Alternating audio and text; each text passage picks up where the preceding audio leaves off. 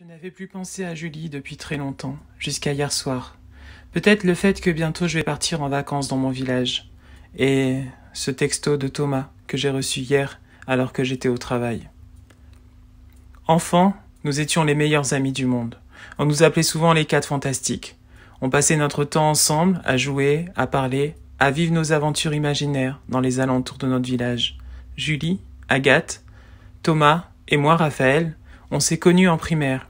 Et depuis, on est restés dans la même école, puis dans le même collège. C'est au lycée qu'on s'est séparés, jusqu'à ce fameux jour où tout a basculé. Ça devait être un jour ordinaire. C'était les vacances de printemps, il me semble. On était en 4e, cela remonte un peu. On avait pour habitude de se retrouver dans notre grotte, au-dessus du village.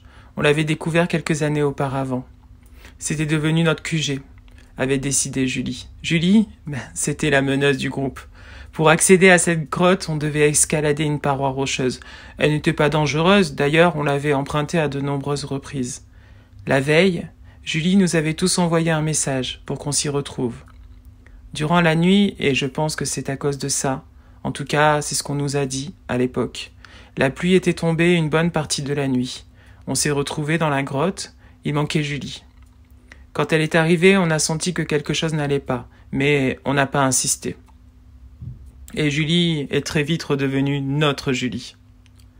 On a discuté pendant un moment, notamment du nouveau copain d'Agathe. Je me demande aujourd'hui si elle se souvient qu'elle était sortie avec Michael Barnoin. Je l'aimais pas trop, mais c'était la seule du groupe à être en couple. Enfin, c'est ce qu'on pensait. Julie avait des secrets, et on les ignorait tous.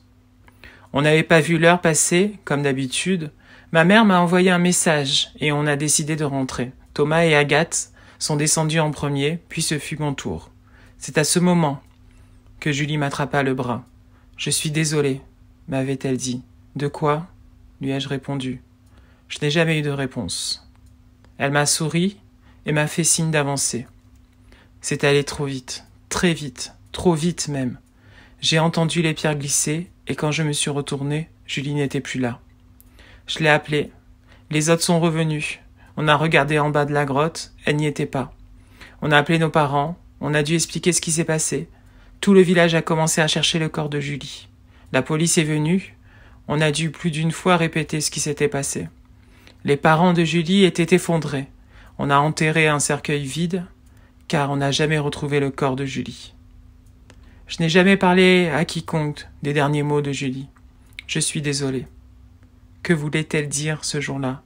Quant à nous 3, on s'est éloignés. Et nous avons décidé, sans le dire, de ne plus jamais parler de cette histoire.